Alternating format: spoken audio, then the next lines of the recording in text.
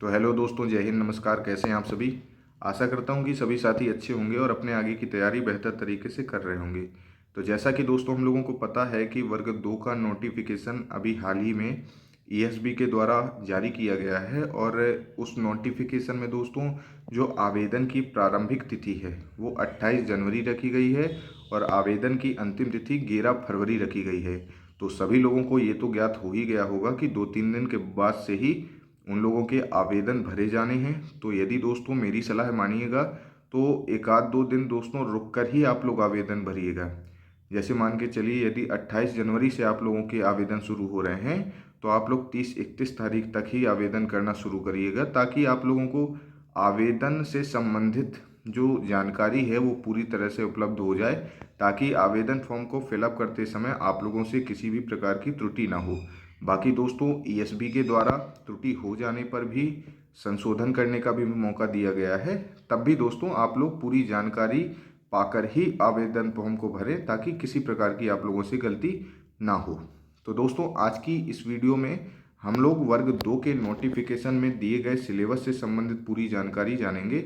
और दोस्तों सिलेबस के अकॉर्डिंग कम समय में हम लोगों की तैयारी क्या होनी चाहिए उससे संबंधित बात करेंगे। क्योंकि दोस्तों आप लोगों ने सभी ने नोटिफिकेशन जब जारी किया गया था तो आप लोगों ने सिलेबस तो देख ही लिया होगा। Hindi, English, Sanskrit, social science, science या मैथ्स, ये पता चल गया होगा कि पिछले सिलेबस के अकॉर्डिंग इस सिलेबस में कितना परिवर्तन किया गया है। और यदि दोस्तों मैं मेनली बात कर लूँ कि पूरा सिलेबस चेंज करने का, तो वो दोस्तों मैथ्स वालों का है। मैथ्स वालों की तो दोस्तों ये मान के चलिएगा कि पूरी जो तैयारी है, जो अभी तक की उन्होंने तैयारी की है पुराने सिलेबस के अकॉर्डिंग, तो उनकी तो एक प्रकार से ये मान के चलिएगा कि शून्य तैयारी टाइप की है। क्योंकि जो मैथ्स का सिलेबस है दोस्तों वो पूरा ही उलटफेर कर दिया है। तो दोस्तों एक एक करके हम लोग इसी तरह पूरे सब्जेक्ट की बात कर लेंगे कि आखिर कम समय में तैयारी को किस तरह से हम लोग बेहतर कर सकते हैं और सिलेबस में किस तरह का परिवर्तन किया गया है। इन सभी चीज़ों पर दोस्तों एक एक करके बात कर लेंगे। तो चलिए दोस्तों शुरू करते हैं। तो दोस्तों पहले बात कर लेते हैं हम लोग लैंग्वेज से संबंधित जो सब्जेक्ट हैं हम लोगों के, हिंदी हो चाहे वो इंग्लिश हो चाहे वो संस्कृत हो। तो दोस्तों इनके सिलेबस में जो मेनली बात मैंने देखी दोनों तीनों सब्जेक्टों की, हिंदी, इंग्लिश, संस्कृत से संबंधित, तो आप लोगों ने देखा होगा कि प्रत्येक सिलेबस में यानी प्रत्येक सब्जेक्ट में आप लोगों की 20-20 यूनिटें दी गई हैं। तो दोस्तों 20 यूनिटों में यदि आप लोगों ने गौर किया होगा तो कॉमनली यदि उनमें जो चीज़ें हैं तो वो ये देखने को मिली हैं कि 10 यूनिट तक तो आप लोगों का ग्रामेटिकल पोर्शन दिया गया है। जो ग्रामर का पोर्शन है जो नॉर्मली कॉम्पिटिटिव एग्जामों में पूछा जाता है, तो 10 यूनिट तक तो दोस्तों वही दिया गया है। इसके अलावा 10 यूनिट के बाद से जो परिवर्तन मेनली देखने को मिला है, जो इन्हीं लैंग्वेज वाले सब्जेक्टों में देखने को मिला है, तो जैसे कि मान के चलिए हिंदी है, तो हिंदी में दोस्तों 10 यूनिट के बाद से जो शुरू हो जाती हैं तो वो मेनली कविताएं, गद जो क्या कहते हैं संस्मरण हो गए, और आप लोगों की रचनाओं से संबंधित जो इकाइयाँ दी गई हैं, यूनिटें दी गई हैं, तो इस तरह दोस्तों टोटली 10 यूनिट अलग से दी गई हैं। यानी कि आप लोगों को जो वो प्रमुख रचनाएं दी गई हैं पढ़ने के लिए, तो उनको तो दोस्तों पूरा पढ़ना ही पड़ेगा आप लोगों को। नहीं तो आप लोगों से ये मान के चलिएगा कि पेपर में जितनी भी यूनिटें ये अलग से 11 से 20 तक दी गई हैं, इनका बहुत बड़ा इफेक्ट पड़ने वाला है। तो दोस्तों जो अभी तक के एग्ज़ाम में ये अलग से पोर्शन नहीं दिया जाता था, तो ये सबसे बड़ा परिवर्तन देखने को मिला है वर्ग 2 की परीक्षाओं में सिलेबस के अकॉर्डिंग। जो अभी का दोस्तों सिलेबस है पुराने सिलेबस से बहुत विपरीत है, बहुत अलग है, ये आप लोगों ने देख लिया होगा। इसी तरह दोस्तों इंग्लिश के पोर्शन में भी उन्होंने जो 1 से 10 तक की जो चीज़ें दी हैं तो वो तो ग्रामेटिकल पोर्शन ही दिख रहा है।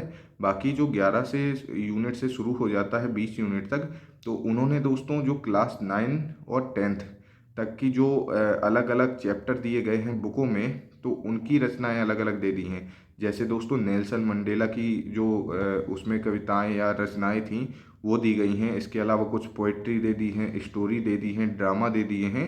तो उनके अलग अलग दोस्तों उन्होंने नाम दिए हैं, ताकि आप लोग उसके अकॉर्डिंग उसको पूरा कवर करके और उनके अकॉर्डिंग आप लोग अपने जो सिलेबस को कंप्लीट करें। इसी तरह दोस्तों जो आप लोगों के संस्कृत सब्जेक्ट की यदि बात कर लें तो संस्कृत सब्जेक्ट में भी 1 से 10 यूनिट तक तो दोस्तों ग्रामेटिकल पोर्शन आप लोगों को देखने को मिल जाएगा, जैसे संधि, समास, अव्यय, शब्द, रूप, लकार वगैरह देखने के लिए मिल जाएंगे। लेकिन दोस्तों 11 से लेकर 20वीं यूनिट तक फिर से आप लोगों का यही चीज़ शुरू हो जाती है कि संस्कृत से संबंधित उन्होंने कुछ चैप्टर उठा दिए हैं 9-10 के, तो आप लोगों को वहाँ से बुक से तो कंप्लीट करना ही पड़ेगा। क्योंकि दोस्तों ये जो चैप्टर हैं, यदि आप लोग इनको जब तक पूरा नहीं पढ़ेंगे तो आप लोगों को इनकी जो स्टोरी है या पोइट्री है, इनसे संबंधित आप लोगों को पता नहीं चल पाएगा पूरा मटेरियल। इसलिए दोस्तों इन चीज़ों को आप लोगों को बुक से करना ही पड़ेगा। बाकी जो आप लोगों की 10 यूनिट थी वो नॉर्मली वही यूनिटें हैं जो अभी तक अन्य कॉम्पिटेटिव एग्जाम में या टीचिंग के कॉम्पिटेटिव एग्जाम में पूछी जाती है। अब दोस्तों यदि मैं बात कर लूँ साइंस सब्जेक्ट की, तो साइंस और सोशल साइंस में दोस्तों ज़्यादा परिवर्तन देखने के लिए नहीं मिला है।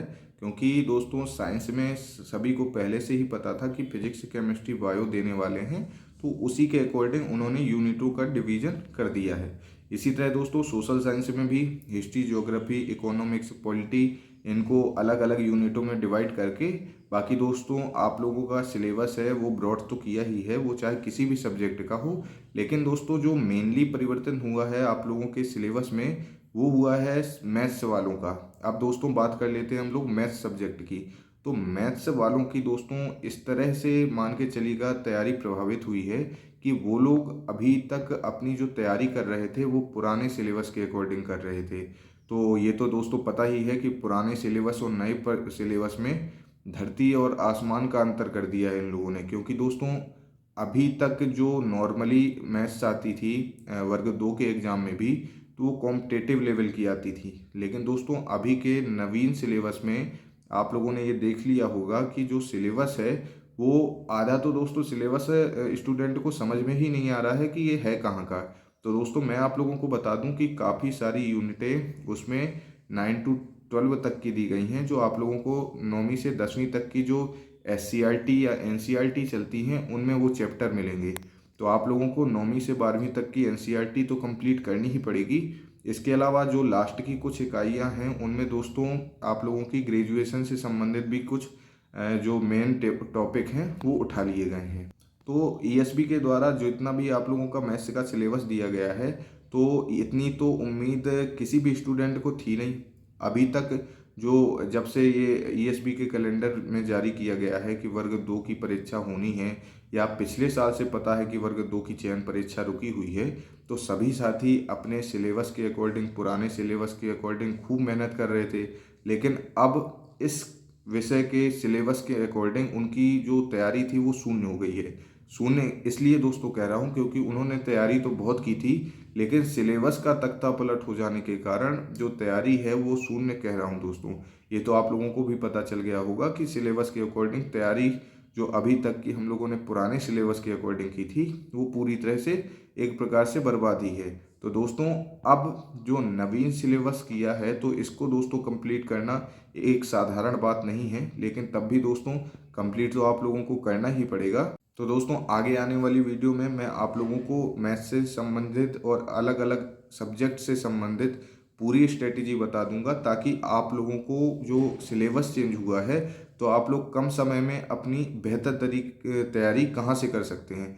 बाकी दोस्तों मेरे पास तो इतना समय है नहीं कि मैं आप लोगों की तैयारी करवा पाऊँ, लेकिन दोस्तों मैं आप लोगों को ये गाइड जरूर कर सकता हूँ कि आप लोग कम समय में जो ये मैथ्स में इतने सारे टॉपिक चेंज हुए हैं, पूरी 9वीं से 12वीं तक की NCRT दे दी है, तो टॉपिक वाइज आप कहाँ से या किस टीचर से या किस यूट्यूब चैनल से पढ़ सकते हैं। तो दोस्तों इसी तरह की आप लोगों की आगे स्ट्रेटेजी की जानकारी के लिए चैनल को लाइक एंड सब्सक्राइब कर दीजिएगा, ताकि आगे आने वाली जितनी भी वीडियो हैं उनकी जानकारी आप लोगों को नोटिफिकेशन के द्वारा मिलती रहे। तो दोस्तों मिलते हैं हम लोग अपनी अगली स्ट्रेटेजी के साथ। तो बने रहिएगा दोस्तों चैनल में, अपनी तैयारी करते रहिएगा, क्योंकि दोस्तों आप लोगों के पास समय बहुत कम बचा है। तो दोस्तों चलिए मिलते हैं हम लोग अपनी नेक्स्ट वीडियो में, तब तक के लिए जय हिंद, नमस्कार।